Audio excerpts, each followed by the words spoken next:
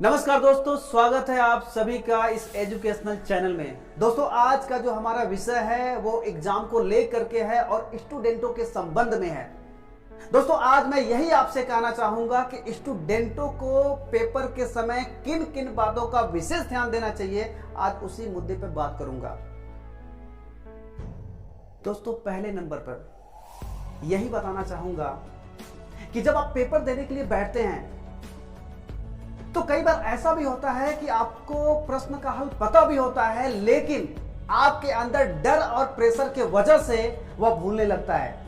इसलिए मैं आपको यही कहना चाहूंगा कि आपको बिल्कुल पेपर देते हुए आपको डरना नहीं है। आपको दिल खोल करके खुशी मन से आपको परीक्षा में बैठना है और पेपर को देना है। यह पहला पॉइंट था। उसके बाद से दोस्तों, हम दूसरे पॉइंट पे आपसे ये कहना चाहेंगे कि आपको पेपर को देते समय ओवर कॉन्फिडेंस नहीं होना है, आपको बैलेंस में रहना है। आपको क्वेश्चंस को पढ़ना है, लेकिन आपको आंसर को करने के लिए आपको बिल्कुल जल्दीबाजी नहीं करना है। आप विचार करिए, आप सोचिए, उसके बाद ही आप आंसर करिए। नहीं तो जल्दीबाजी के चक्कर में होता क्या है कि बहुत सारी गलतियां हो जाती है और मैं नहीं चाहता हूं कि यह गलती आपसे हो। उसके बाद से दोस्तों, तीसरे पॉइंट पर मैं आपसे यह बोलना चाहूंगा कि अब आप जब भी पेपर देने के लिए बैठें तो आप ये सोच करके आप मत पेपर दें कि उसको नंबर से हराना है, चाहे उससे ज्यादा नंबर लेकर के आना है। यह गलत सोच है, ऐसा आपको बिल्कुल सोचना ही नहीं है। कई बार ऐसा भी होता है कि जिसको आपने कभी सोचा भी नहीं था ना, वो सबसे अच्छा नंबर लेकर के आ जाता है। उस समय बहुत निराशा अपने अंदर आ जाती है। इसलिए आपको ऐसा बिल्कुल सोचना ही नहीं है। उसके बाद से चौथे पॉइंट पर मैं आपको यह बोलना चाहूंगा कि आप पेपर को देते समय यह मत आप अपने मन में रखिए कि एक जंग है।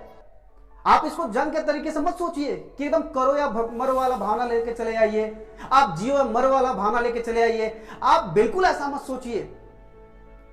आप ये सोचिए कि जो मैंने एक साल लगातार पढ़ा है, जिसको मैंने एक साल सीखा है, समझा है, उसको मात्र 3 घंटे में ही लिख देना कोई बड़ी बात नहीं है, बिल्कुल कोई बड़ी बात नहीं है। आप ये सोचिए कि आपके जीवन का ये छोटा सा ये पड़ाव है और जीवन एग्जाम के बाद भी है। बिल्कुल आपको डिप्रेसिव नहीं होना है। ये हो गए 4 पॉइंट। उसके बाद से 5वें पॉइंट पर मैं आपसे ये बोलना चाहूंगा कि अगर आपका एक पेपर थोड़ा सा गड़बड़ भी हो गया ना, तो उसको लेकर के आपको बिल्कुल डिप्रेसिव नहीं होना है। आप अगर डिप्रेसिव होकर के बैठ जाएंगे, अगर आपके मन के अंदर एकदम निराशा बैठ जाएगी, तो आप बाकी के पेपर को आप बेकार कर सकते हैं। इसलिए आपको बिल्कुल जो बीत गया उसको लेकर के आपको सोचना नहीं है। आपको कम बैक करना अपने आप को, अगले पेपर की अच्छे से तैयारी करनी है। कहां से फाल्टिंग हुई, कहां से गलती हुई, अपने कमजोरियों को पकड़ना है और कमजोरियों को बाहर करना है और अपने आप को अगले पेपर के लिए तैयार करना है और अगले पेपर को आपको अपने आप को एकदम उसके लिए तैयार करके अपने आप को एक्साइटेड कर देना है। उसके बाद से दोस्तों, 6ठे पॉइंट पर मैं आपको यही बोलना चाहूंगा कि एग्जाम के समय आपको अपने खान पान का भी जो है विशेष ध्यान देना चाहिए। ऐसा नहीं कि आपको बाहर का खाना, आपको बाहर का बिल्कुल खाना नहीं खाना है। आप सोचिए कि अगर आपका उस समय अगर आपका तबीयत अगर थोड़ा सा गड़बड़ अगर हो जाए ना, तो मुझे ऐसा लगता है कि आपका पूरा 1 साल खराब हो जाएगा।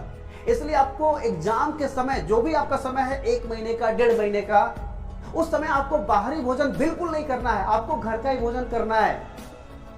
इसका आपको विशेष ध्यान आपको रखना है।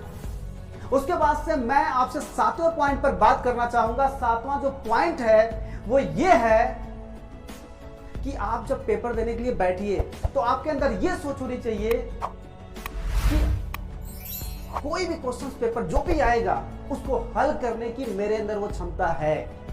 और अगर मैं आज के पेपर में कुछ कमजोर भी पड़ा तो मैं आने वाले कल के पेपर में मैं उससे भी बड़ी तैयारी करूंगा और उसके अगले पेपर में मैं उससे बड़ी तैयारी करूंगा। यानी कि कुछ भी हो जाए मैं पीछे हटने वाला नहीं हूं।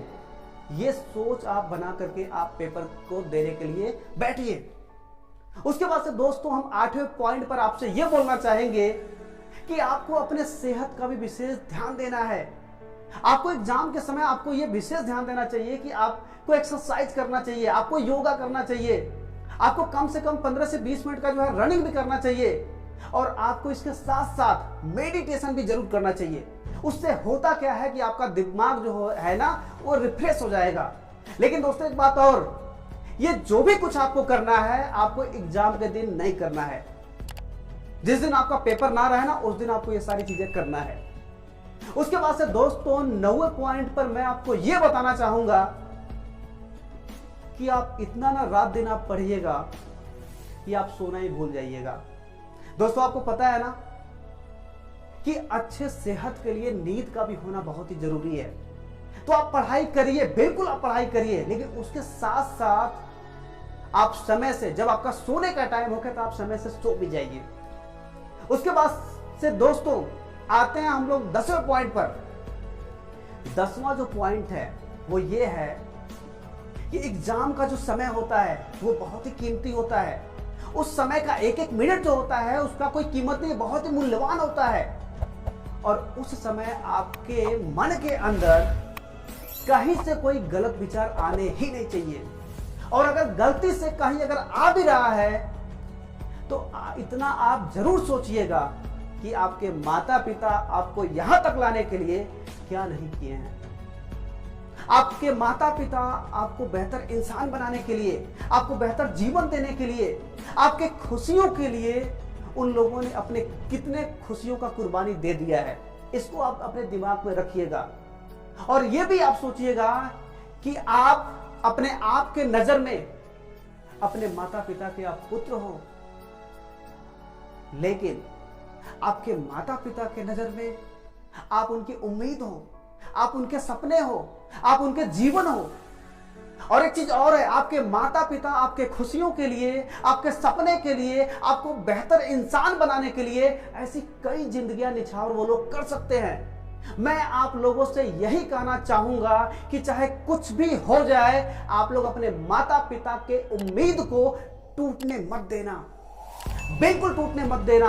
अच्छे नंबर ला करके अपने माता पिता का नाम गांव से लेकर के जिले तक, और जिले से लेकर के आने वाले समय में इस भारत देश तक अपने माता पिता के नाम को आप लोग रोशन करना। तो दोस्तों आज के इस वीडियो में यही तक। बहुत बहुत धन्यवाद आप सभी का। मेरी शुभकामनाएं आप सभी के साथ है। मिलते हैं फिर अगले वीडियो में। जय हिंद, जय भारत।